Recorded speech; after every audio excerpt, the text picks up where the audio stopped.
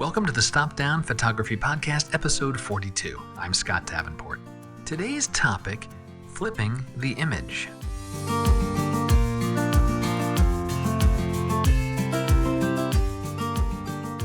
Hi, welcome. Thanks for joining me today. I'm glad to be back for another chat about photography, this shared passion of ours. And in today's episode, we'll take one more step on this never-ending journey of photography.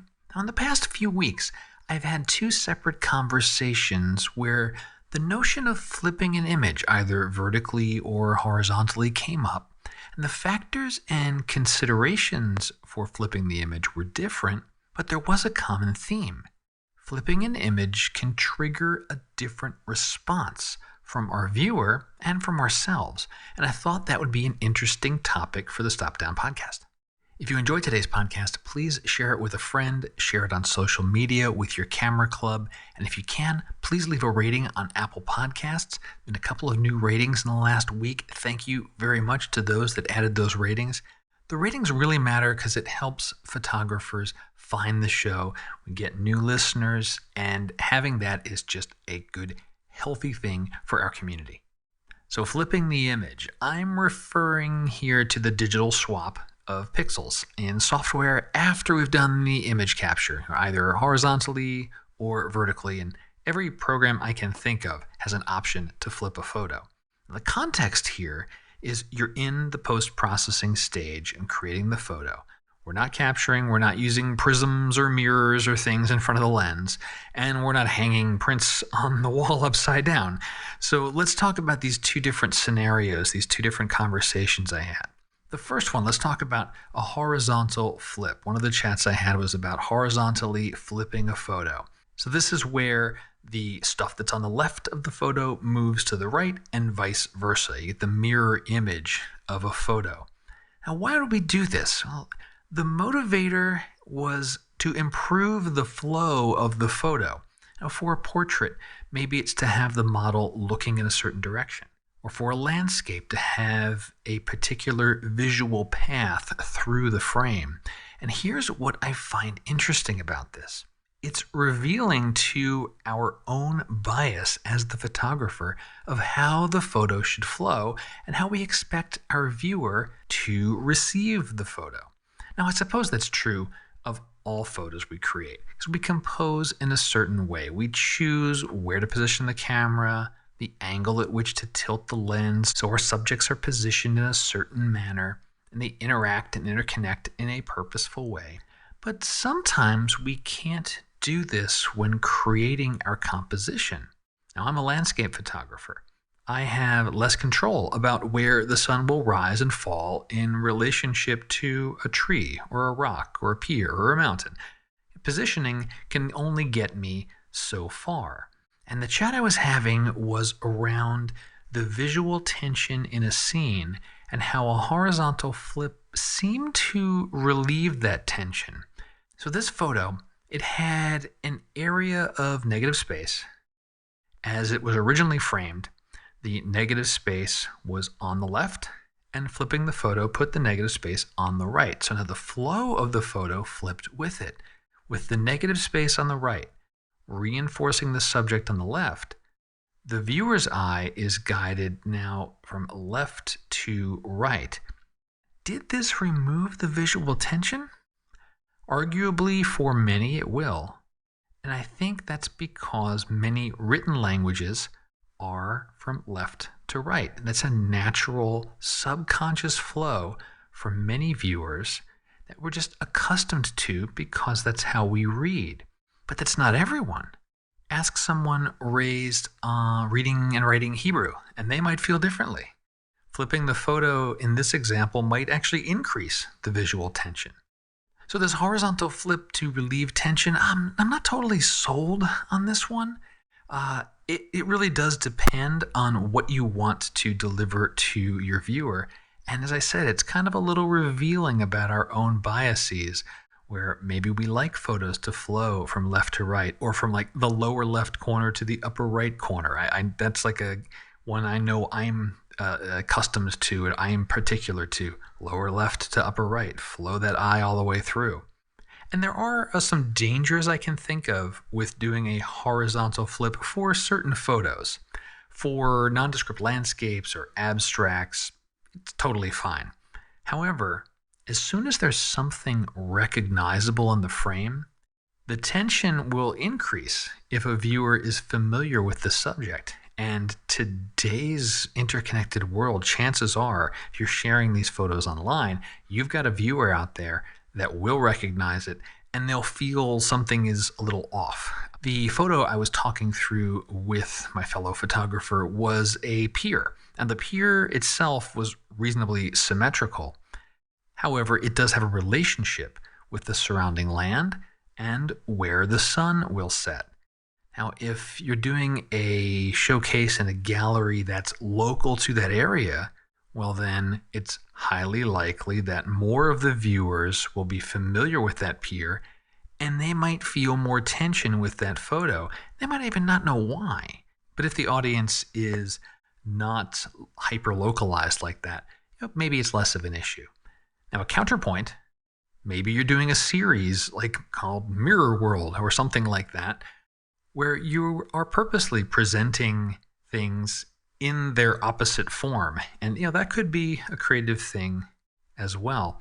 But I guess if you do choose to flip a photo horizontally, pay extra attention to the secondary and the tertiary subjects.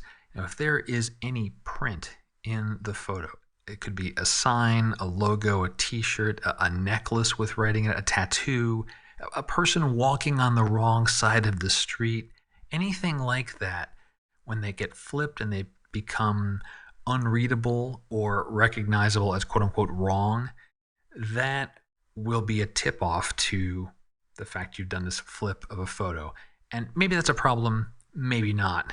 But I just found it to be interesting in how underneath the flip of the photo, there is this whole psychological dance that happens with both us, the artist, as well as our viewer.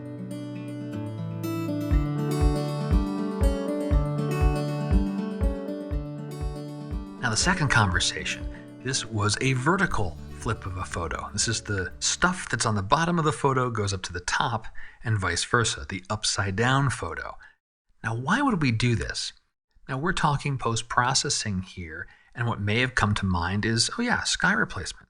When there is a reflection in a scene, the sky gets added, I duplicate that sky layer, I flip it vertically to make that reflection. But that wasn't the case I was talking about with this photographer. We're talking about contrast adjustment. This gets interesting. The conversation was around flipping an image vertically as part of your contrast adjusting workflow. Why is this curious? What happens is when the photo is inverted, it confuses our brains just enough that we don't usually recognize things in the photo anymore, at least not without active thought. Now, while the photo is flipped, you go and adjust your contrast, your light, your shadow, and it's the tones that are much more prevalent to your mind. That's what you're seeing, and that's what your active thought is on. It's not the subjects, it's the tone. So flipping the photo vertically, it disassociates the subject of the photo from the tonality of the photo. And that is a useful tool for adjusting tones, contrast, light, shadow, black point, white point. We remove any subject bias that we might have. Now, of course, once the contrast and adjustments are dialed in, that photo is returned to its normal orientation. I don't see any real issues with this approach. The vertical flip of the photo, it's temporary by nature, and it's just tricking our minds. It's doing this little psychological trick with us so that we see tones and shapes and not specific subjects. And the idea is you're really just paying attention to the tonality and adjusting it more accurately as a result. Is this a good practice, something to do with every photo? I'd say go try it out and see if it works for you. At least use it as something that's in your toolkit.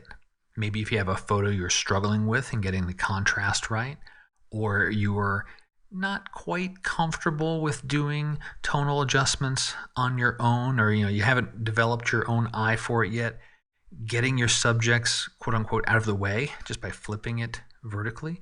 That can help.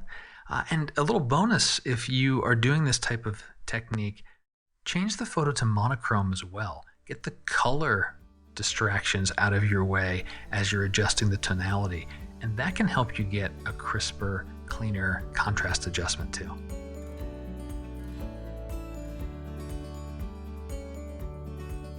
I've got a bit of studio news. This is a teaser for members in the Patreon community.